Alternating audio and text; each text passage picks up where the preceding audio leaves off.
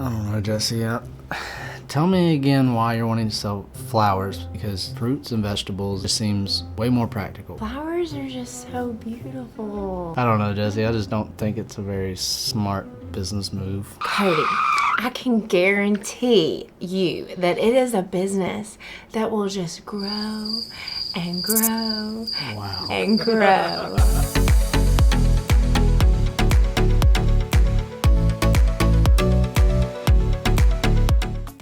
Hey guys, welcome back to the channel. You are watching Toops Time, and I'm Cody. And I'm Jessie. And today's video is the last one in our series of the crazy things that we have done with no experience. The last one for now. You never know what we're going to come up with in the future. Just like in our DNA to start things that we don't know how to do. If this is your first video that you've seen, you can find the playlist right here of the other ones that we have done. We've talked about how we started a wedding venue with no experience, how we have built our home with absolutely no experience. And when I say built, I mean, yes, we put our two hands to work and did all the work ourselves.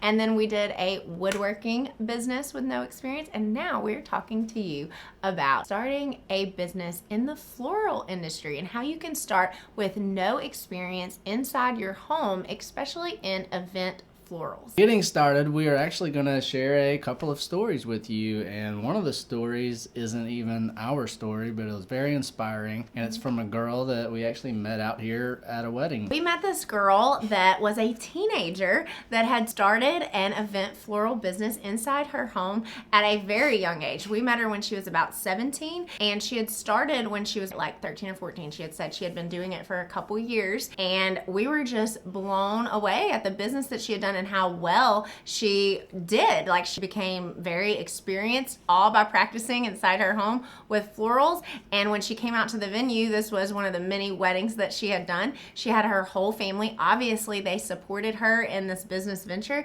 and they came out and helped her set up flowers, but she did all of it in her home. Her family had a vehicle that she was already able to use, because you need something to keep the flowers cool in, and you need a way to transport them. That's one of the main things that you will need if you're doing event florals inside your home. You're usually paid to go and set them up. Brides and grooms don't want to be picking up flowers from you on the day of. That was something that she had done, and she was just a teenager. So I really just wanted to share that story with you guys to hopefully inspire anyone, but mostly parents, to really listen to their kids, what they're into. People always say you're investing in your kids by putting money into a bank account for them, but what if you invested in them in something that they love? Then you're investing in their future, and you could help them in creating a life that they love one day, a life where they don't go to a job that they hate, they're not entering a rat race, and they're doing something that they were inspired to do. So you never know, they could be talking about doing something very small, but figure out a way that you can help them get into some sort of business. Because this girl, she was only able to do what she had put her mind to because her family believed in her. So I just wanted to start with that story. We are now going to share our story into going into event floral design. I got into it without any experience. The way that we ended up in the floral industry was by owning a wedding venue. I started planning and coordinating weddings. It was about 2 years into our opening a wedding venue. Both of us became very familiar with how a wedding operated and how it would flow really well. And so I felt like even Cody at this point could probably direct and coordinate a wedding. I'm quite embarrassed sometimes whenever people come out here and Jesse's not over here. And how good he is. And I shouldn't know how to decorate things, all the frou-frou stuff that I never thought I'd be into. We actually jumped into wedding planning and wedding coordinating way sooner than I got into floral design. I did not just open a wedding venue and feel like, oh, I can create things. I was not comfortable with that. But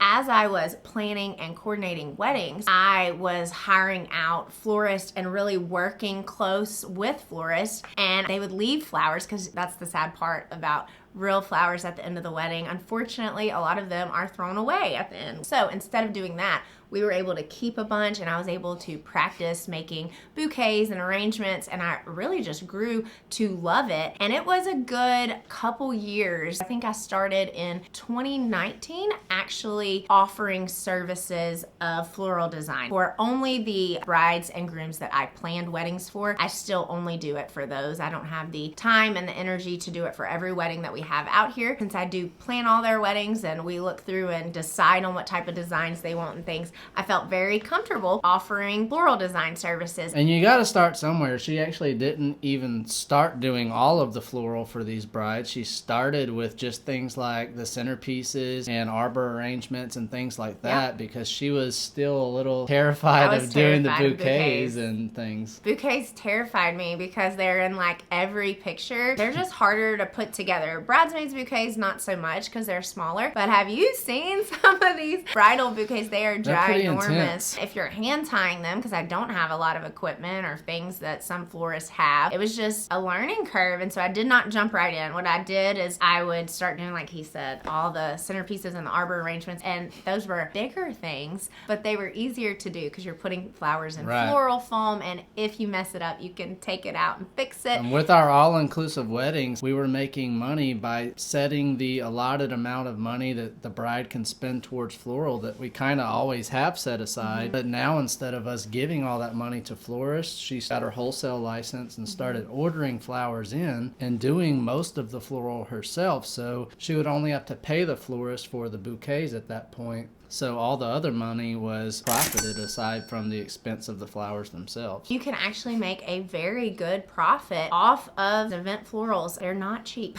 I found this on the web. Siri said they're not cheap either. No. I was actually pretty frightened in the beginning when I started doing these florals. I would have some nightmares. And I was like, oh my goodness, what if I ruin this person's flowers? I think it's when you jump into anything new, you just automatically assume the worst that could happen. And so how I would like overcome those thoughts is I would think, well, what's the worst thing that can happen and how can you fix this if it were to happen? It's the same thing with any business. With the woodworking, it was, what if I give this thing to this person and it just falls apart? Or how tough do I have to build it so they don't ruin? Or whenever the weddings were here, it was, what if the power goes out? What if, or nobody wants to book with us? We love it, but no one else does, exactly. You know? There's always those fears. Yes, and I truly believe that that is Satan. And the truth is that that is the main reason that most people will not start a business. They are fearful of failure. That should not hold you back because you will fail. There are certain little things that you will fail at. There's no successful person that you will talk to that will say, oh, I succeeded in every step and every process. That's just not possible. So don't be afraid of the failure. Take it on. Like, bring it. Something else to help encourage you, whenever you put all of your time and effort, like in this particular situation, we're talking about getting really good at florals. Yes. She didn't just wing this stuff. She learned by practicing, and she did tons of research and tried her best to mimic other florists that were really, really good before she started getting her own style that she threw in there. Whenever you put that much time into something, you are typically, unless there's someone of equal capabilities at these weddings or someone that you are giving something to, say in the woodworking business that also is a woodworker, aside from those few situations, most people do not have the eye for the product that it is you're making. So they are going to be seeing this beautiful product and only you are going to be seeing these flaws. Yes, that's right. You are your own worst critic. So don't be afraid to show someone something you've created for fear of failure, because more than likely it's going to be absolutely awesome to them. And don't worry so much about, well, I don't have the experience. Like, I haven't had years. Well, guess what? You have to start somewhere. And through all that research and all that practice in doing something, you are becoming an expert in that field. Whether you feel like an expert or not, compared to the average person, you are an expert in that field, and that should give you enough encouragement to push past that fear of failure. You know what really helped me at the beginning when I didn't have a bunch of weddings under my belt doing the flowers? I had people come and see my work and they were like so kind to me. You need to learn to take a compliment. They would come and be like, who did these flowers? And they loved them. They did, like he said, they didn't see the flaws that I saw. I had to learn to take a compliment and realize, hey, I'm actually pretty good at this. Something might not go as planned. Like I've had a couple arbor arrangements where the hydrangeas would not last. Yeah. And so probably my first year of making arbor arrangements, I always made sure to have enough larger flowers on hand to, if those were dying, we're going to replace them, because I didn't learn enough yet about it to be 100% sure that this was going to last. Even if it took profit from me, I wanted my work to look great. And so I was like, okay, well, I'll just buy extra of this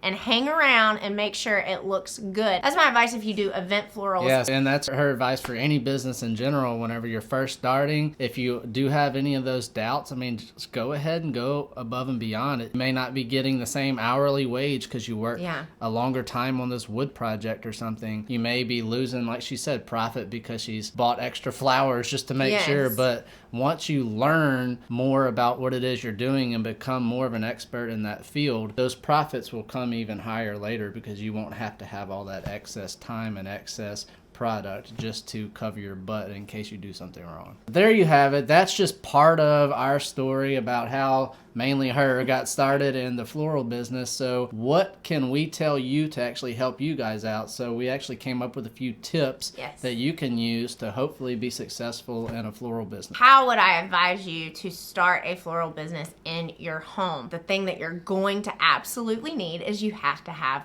a source to get flowers. I had a resale license. We actually already had one through our business. You apply for that through your state, and so you can look into that. That is something you will need to be able to contact a floral supplier on a wholesale level. You cannot afford to buy all your flowers from like Sam's or Costco. It will eat your profits. Tip number 2 is just start practicing. Go for it. Get you some flowers. I don't care if you go outside and you pick wildflowers or you pick certain things to work with. Just start trying to create. Start researching. Look at other floral designs. Get some magazines. See what's popular. The more you practice, the more comfortable you're going to get with that. Tip number 3, to take care of flowers, you need a few things. You're going to need a way to keep these flowers cool. A floral business that actually has a shop has a much larger overhead. They usually have a whole entire room that's basically like a refrigerator. You don't have to have that if you only plan on taking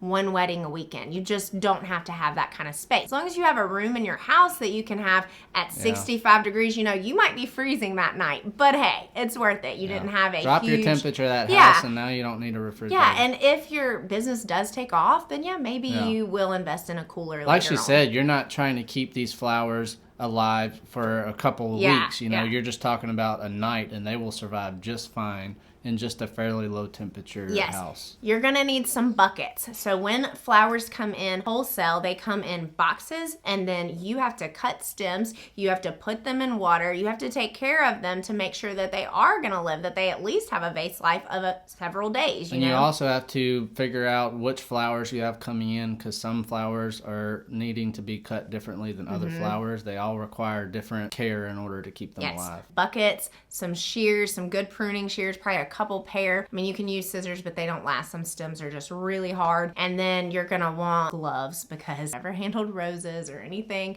that has thorns, you have to take the greenery off those flowers and your hands will hurt. A few roses isn't a huge deal to deal with. 200 is a lot.